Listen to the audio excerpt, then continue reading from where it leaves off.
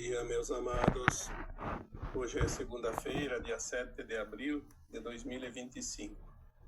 Vamos trazer aqui um questionamento da Lídice Miranda. Na verdade, são várias perguntas.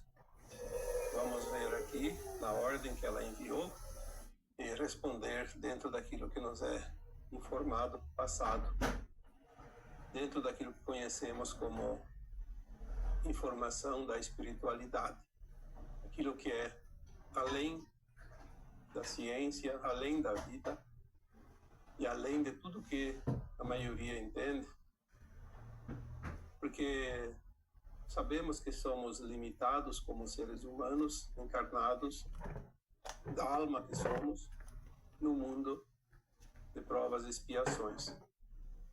Então, obviamente, essas questões que envolvem também ciência, como essa pergunta, por exemplo, que ela fez, como ou quando se dá o processo da encarnação de um fractal de alma em um corpo físico, a fecundação. Nós temos, sim, alguns conhecimentos que a ciência, a medicina tradicional entende alguns processos, mas nunca, em hipótese alguma, o processo é tão profundo quanto aquilo que é realmente da criação da vida, aquilo que é do mundo além da matéria. Quem cria os universos, as galáxias, os planetas e as estrelas, e cria também a vida como conhecemos aqui, na forma humana, seres humanos, e sabemos que aqui tem uma alma, tem uma consciência que não é deste mundo, obviamente que fica muito limitado o conhecimento. Então aqui não vamos aqui contrapor e nem contradizer qualquer coisa que seja. Vamos aqui trazer as informações que nos são passadas via canalizações de consciências elevadas que nos informam. Muita coisa, sim, a ciência sabe e é correto, mas tem coisas que ela ainda não tem acesso, porque não se permite, porque canalizadores sempre tem, sempre teve. Mas, como sempre dizem, se não podem comprovar materialmente, então não é aceito. E tem coisas que não podem ser comprovadas, como a fecundação, quando se dá a encarnação. Isso a ciência não sabe, porque não quer saber também. Quando se dá, ou como se dá o processo da encarnação, exatamente ali naquele feto que está se desenvolvendo,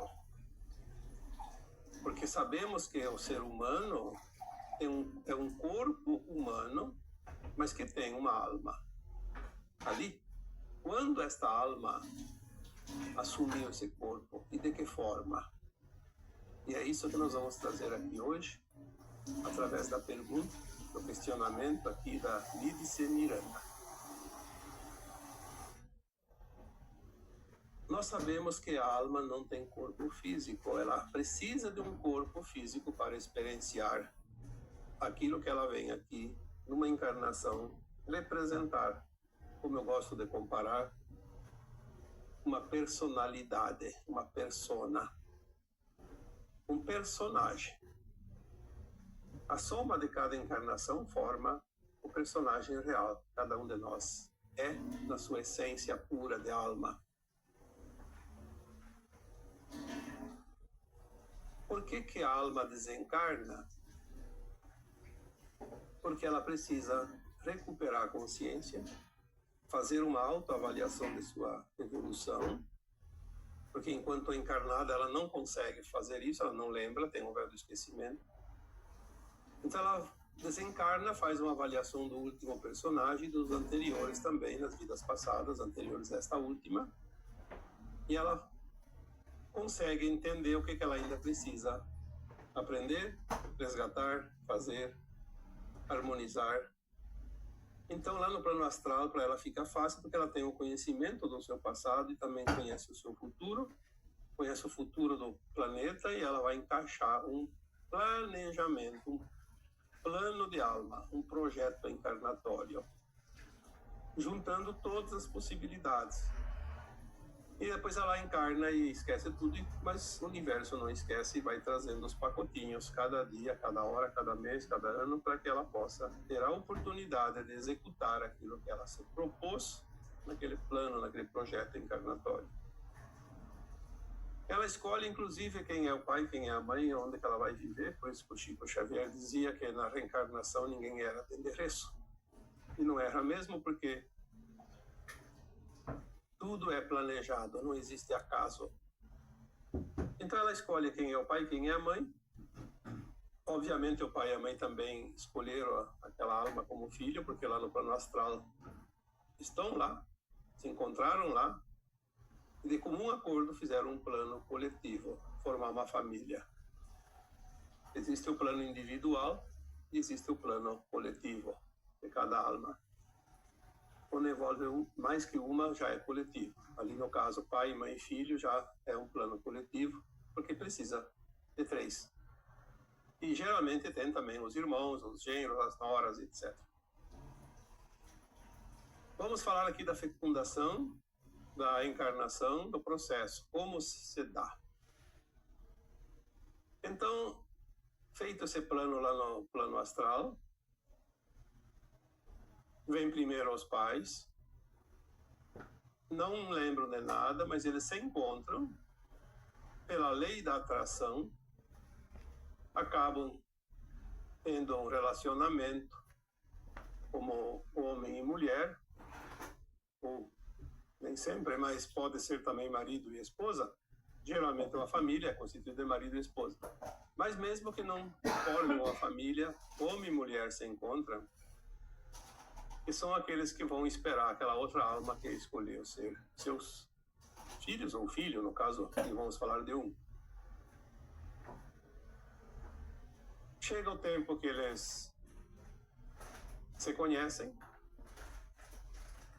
e vão ter, obviamente, uma relação sexual para gerar a criança que vai incorporar aquela alma que precisa vir, está esperando. Esta alma sabe o dia e a hora que o pai e a mãe vão ter uma relação sexual e que o óvulo da mãe está fértil para gerar um novo ser humano. Lembrando que a alma ali está apenas como consciência, ela não tem corpo, ela não é visível, ela é quântica, ela está em qualquer lugar, mas ela está ali também, sabendo da situação. Ela se aproxima do pai e da mãe, exatamente naquele dia, naquela hora que eles vão ter um relacionamento sexual e que o óvulo está pronto para receber a semente, o espermatozoide do pai. As orientações que nós recebemos, elas são bastante lógicas. Por isso é fácil de entender. A mãe precisa de um óvulo fértil, um só. Você tem 2, vai ter gêmeos. Você tem 3, vai ter trigêmeos, assim por diante. Cada óvulo é uma semente também. O homem, cada ejaculação tem entre 200 milhões a 300 milhões de espermatozoides. É uma coisa absurda. Por que tudo isso? Por que todo esse desperdício, vamos dizer assim? Então, os nossos orientadores espirituais dizem que cada espermatozoide tem um DNA diferente. Porque quem vai fornecer o DNA do novo ser humano é o pai. A genética é do espermatozoide e o óvulo é a semente fértil. Havendo o acasalamento, há a geração de um novo ser. Por que precisa de tantas possibilidades? Porque todos eles são férteis. Mas a alma que vai reencarnar, ela precisa escolher o espermatozoide que tem exatamente a genética que se encaixa em qualquer possibilidade dentro do plano de alma daquela consciência que vai encarnar. Se ela escolheu, por exemplo, ter olhos azuis, vai ter um espermatozoide que tem olhos azuis. Outros têm olhos escuros, verdes, etc. Se ela escolheu ser do sexo masculino ou feminino, tem que ter aquele espermatozoide que tem olhos azuis e sexo masculino ou feminino. Se ela escolheu ter propensão a ficar mais alta ou mais baixa, em termos de corpo físico, vai escolher aquele espermatozoide que tem a genética de olhos azuis, que tem a tendência masculina ou feminina, ou então também ali incluindo a altura. E assim também é a tendência para engordar, para desenvolver doenças, para habilidades. É uma quantidade muito grande de possibilidades, e lá cada espermatozoide vai ter condições diferentes. Então a alma que vai encarnar, como ela ainda está em consciência, ela tem aquele conhecimento alargado, quântico, e ele está presente em termos de energia, e ele vai escolher por frequência, por afinidade, o espermatozoide certinho de tudo que ele precisa, que vai incluir todas as possibilidades. Se ele escolhesse qualquer um outro, vai dar diferença no final da sua vida corpórea. No ato sexual, no momento em que o homem ejacula, os espermatozoides saem num jato e se direcionam sempre aonde está o óvulo, lá no útero da mulher. Naquela fração de segundos, mas isso são frações, não sei quanto, mas milionésimas, eu diria, porque é tudo muito rápido. E a distância percorrida também são centímetros ou milímetros. Aquela alma que está presente ali, ela consegue identificar por frequência o espermatozoide que ele precisa para desenvolver o seu corpo físico. No momento em que ele linka aquele espermatozoide, fornece uma força, um impulso tão grande, tão forte,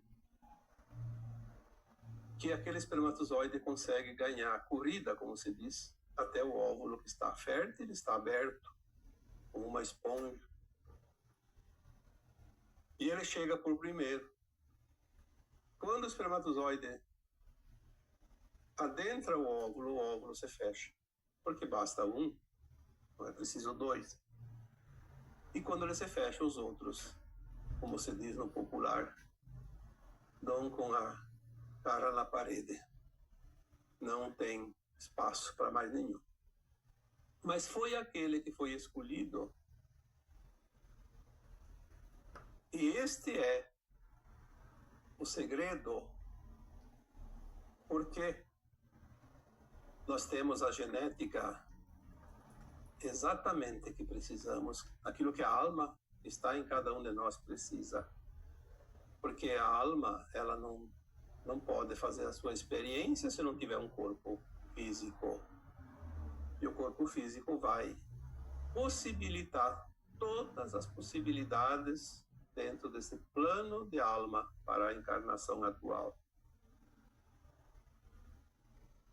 Então, a resposta para a Lídice Miranda, quando se dá o processo, é neste momento, como foi explicado aqui.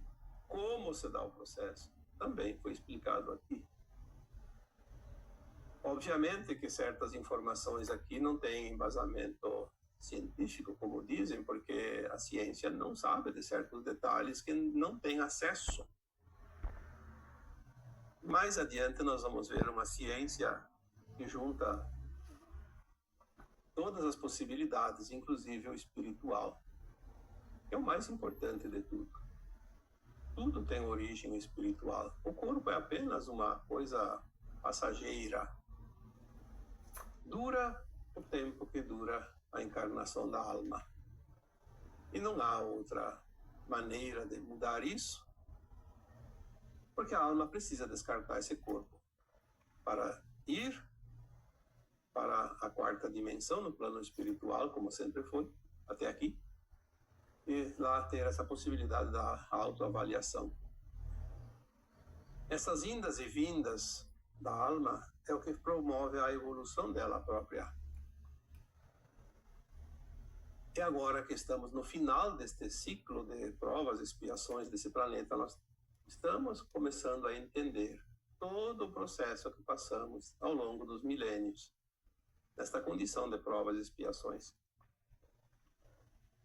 No momento que a alma ascensiona e passa para um mundo de regeneração, ela tem a frequência da quinta dimensão e acima da quinta, e ela vai ter o tempo todo essas informações.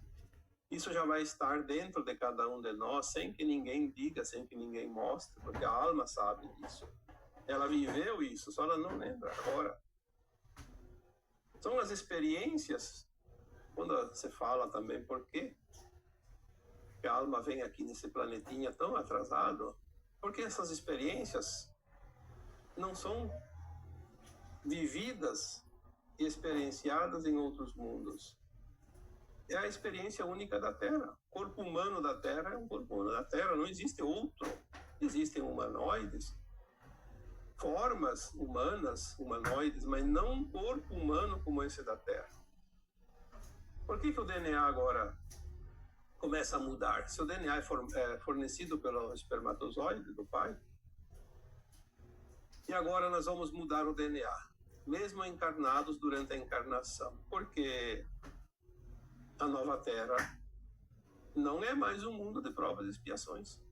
É um mundo de regeneração, o DNA não é mais o mesmo, porque o corpo humano não vai ser mais o mesmo, porque ele não precisa de certas situações, como passar por doenças, por exemplo, envelhecimento.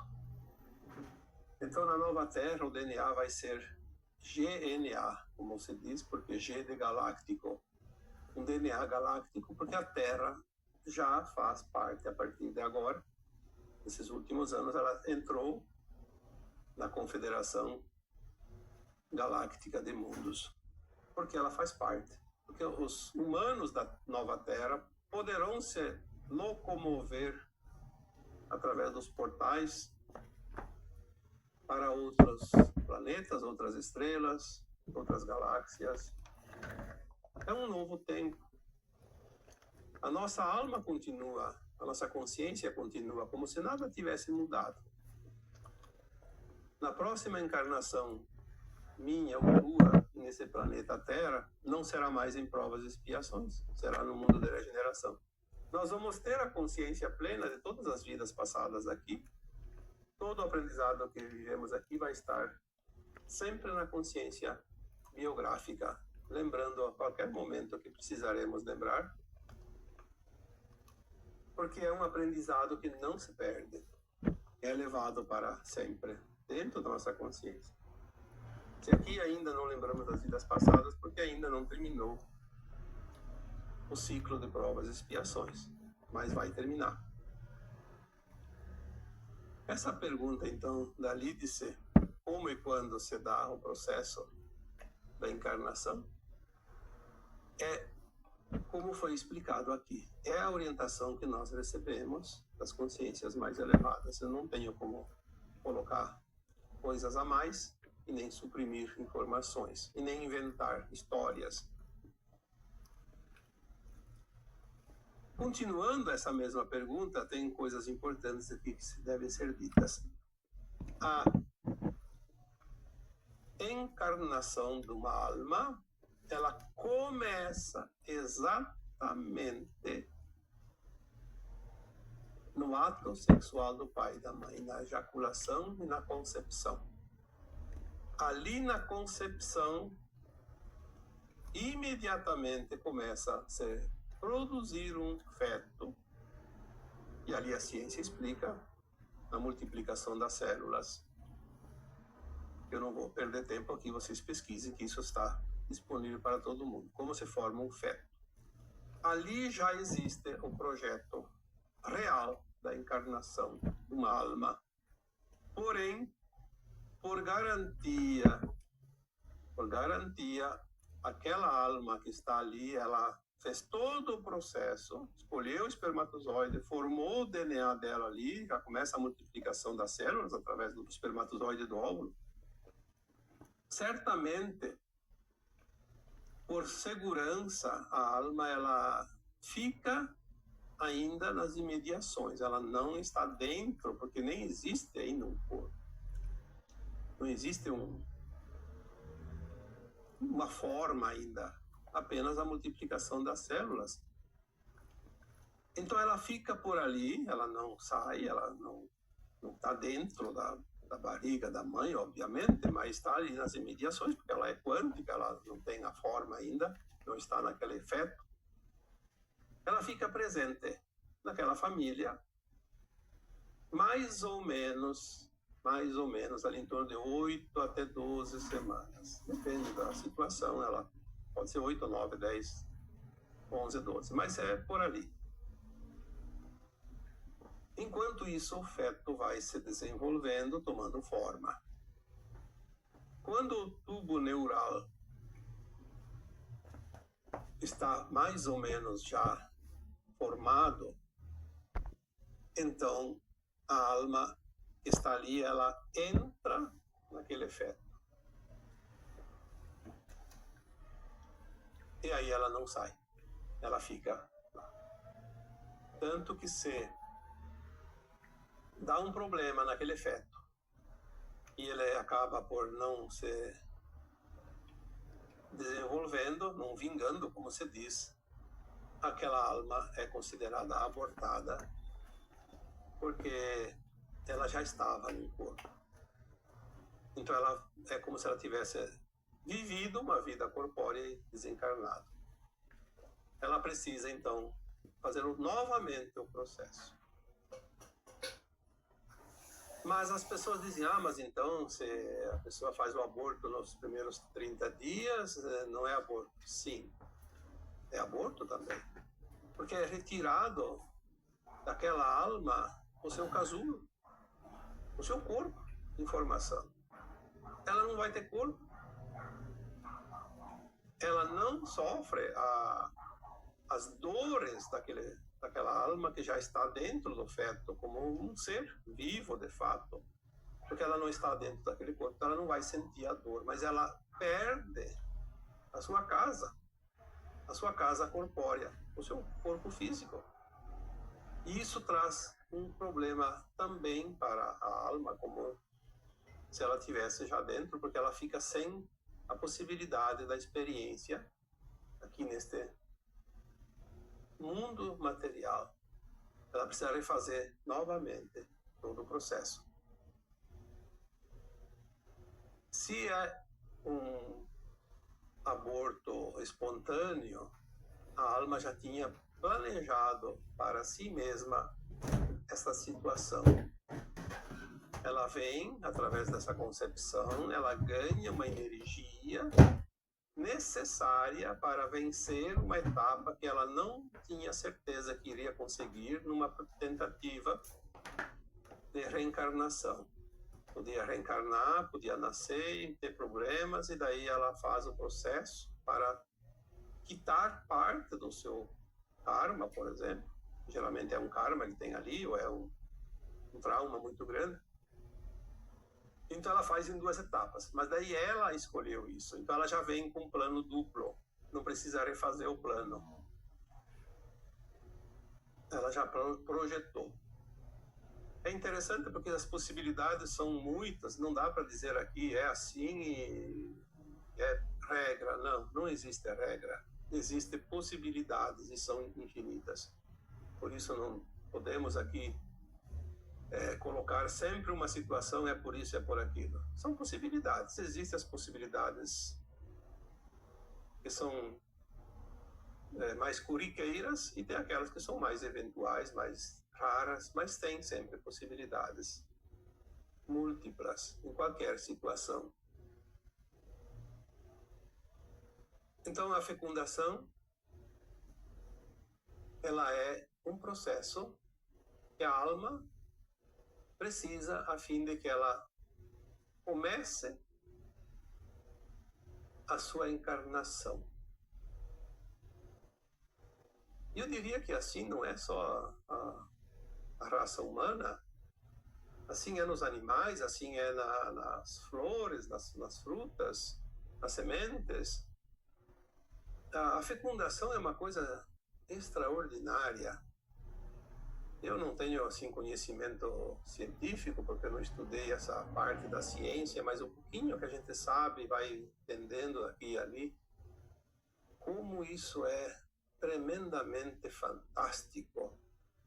Qualquer espécie, qualquer variedade tem as suas características, mas o processo é sempre a energia masculina e a energia feminina. Aí entra aquela teoria, né, do Deus Pai, Mãe, Filho em um. Deus Pai, Deus Mãe, que são aqueles que criam a energia masculina e a feminina para criar o seu rebento, o seu filho. Por isso tudo é um, tudo é energia. Aqui tem mais uma pergunta. Ela dizia assim, a Lídice, na fecundação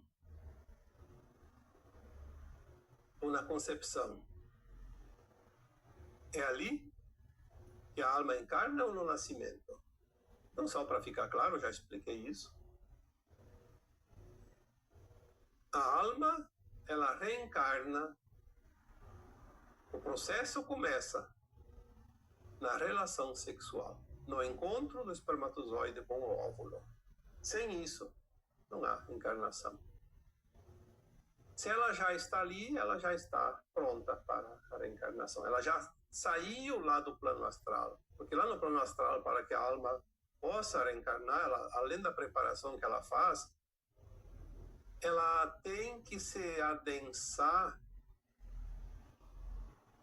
numa porção microscópica, caber dentro de um espermatozoide, por exemplo, de uma célula que está se formando, a primeira divisão da célula. Não sei o tamanho disso, mas quem entende de ciência sabe. Ela tem que caber ali dentro. Sabendo que a alma tem um corpo perispírito, um corpo etérico, que é mais ou menos do tamanho do corpo físico, adulto. Embora é invisível, mas tem esse tamanho, tem essa energia e ela precisa se adensar. Então ela já fez o processo. E se ela já fez o processo, ela precisa desenvolver o feto, o corpo humano. Então a fecundação é, sim, o instante em que a alma começa a sua reencarnação. Como eu disse, ela fica aquelas 8 semanas, até 12 semanas no máximo, aguardando o desenvolvimento. Caso aconteça alguma coisa ali, ela está ali, ela vai ficar por ali, ela não vai embora, ela ainda não vai ser eliminada junto com aquele feto que é abortado, por exemplo, mais adiante, na hipótese, obviamente. Mas ela fica ali, então ela está se estabilizando. É menos traumático para ela do que, por exemplo, um aborto aos 6 meses. Então a fecundação é o momento da reencarnação, não é no nascimento. Senão não teria nenhum problema os abortos, né? E aqui tem mais uma pergunta que ela traz, que eu gostaria de colocar, porque são as perguntas que ela trouxe, e também é a última da série, né, dela. Por que escolhemos nos tornar fractais e vir para este plano?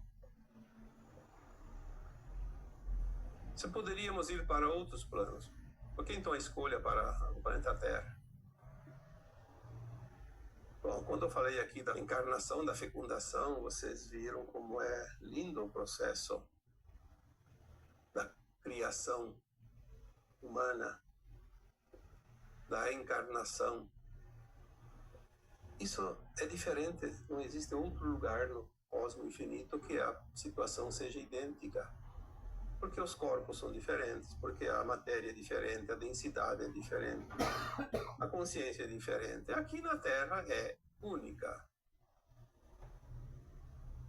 As almas querem experienciar, porque elas estão lá nos planos mais elevados, e elas não ficam ociosas, elas querem experienciar, então elas soltam um fractalzinho como se fosse uma semente e criam uma nova árvore, vai lá experienciar um novo tempo, um novo mundo.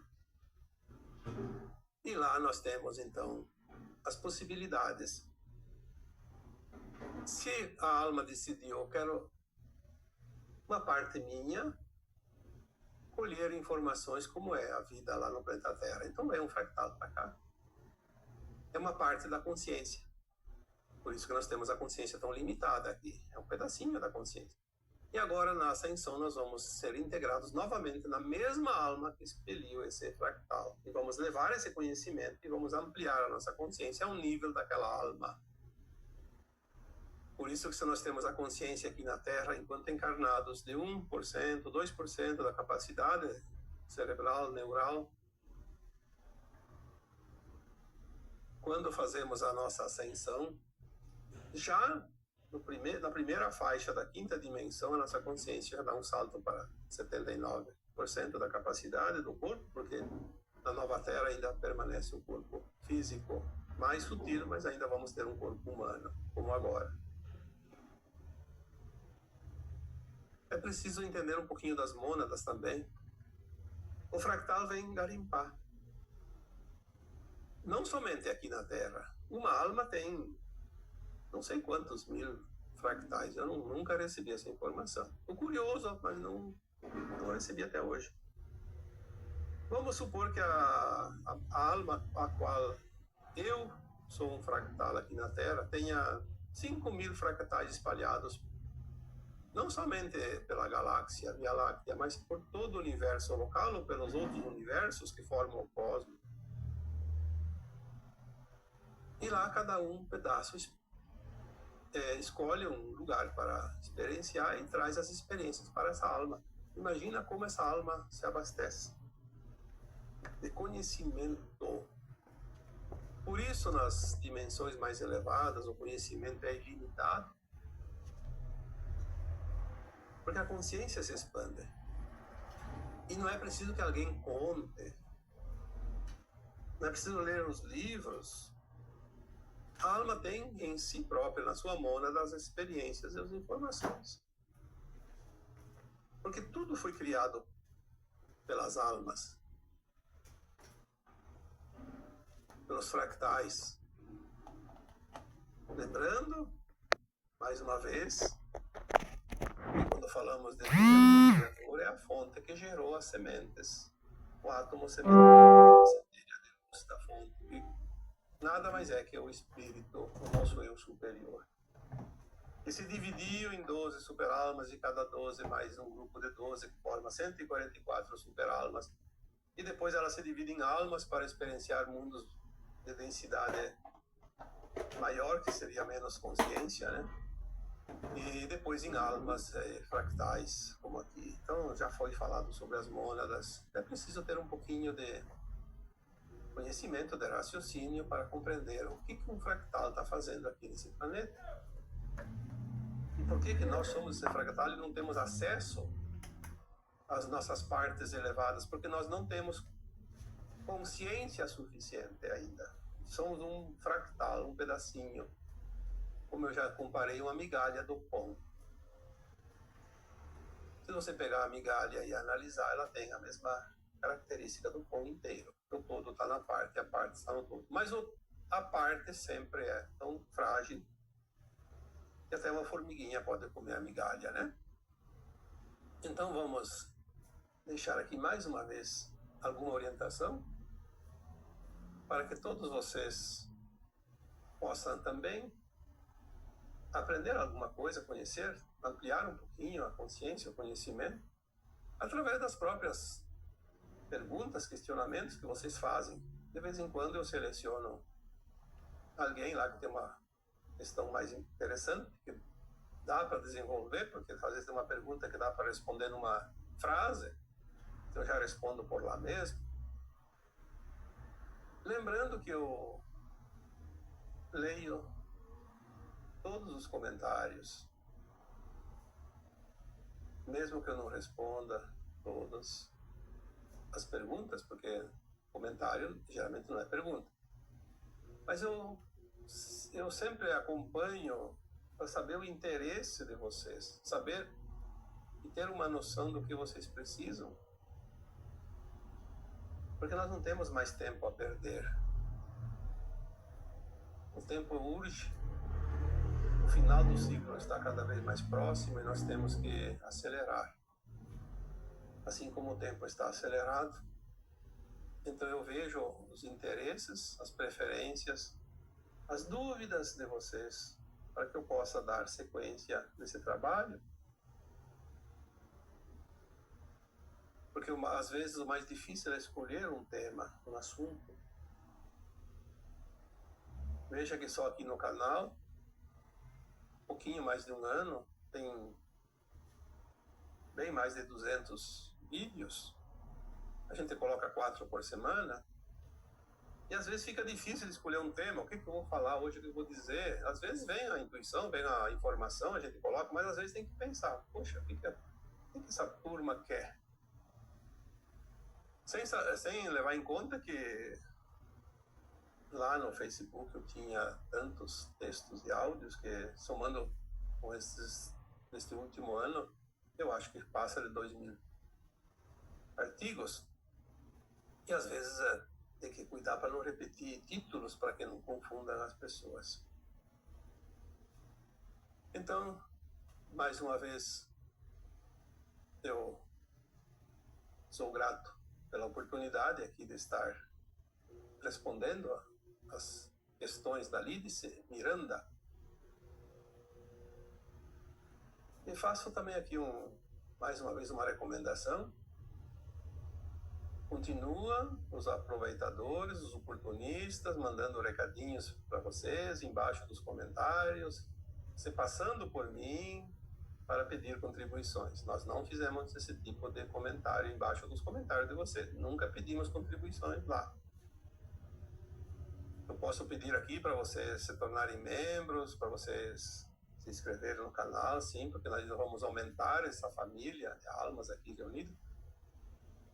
Mas nós nunca pedimos contribuições. Eles usam a minha foto, colocam o nome, mas trocam algumas letras, colocam uma letra a mais ou a menos, um número a mais, ali que não tem número no meu nome, um caractere, como um tracinho, um hífen, alguma coisa, e consegue burlar as regras do YouTube e faz de conta que sou eu que estou escrevendo lá.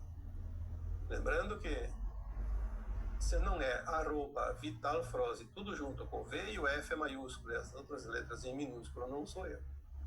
Sem nenhuma letra a mais nem a menos. É Vitalfroze, sem outra letra a mais ou a menos no meio, no final. É preciso que vocês observem um pouquinho, não? Eu lamento, às vezes tem pessoas que contribuem lá e estão dando dinheiro para vigaristas, né? Então é isso. Espero ter realmente respondido às questões da Lídice. E assim eu vos deixo com o meu abraço de luz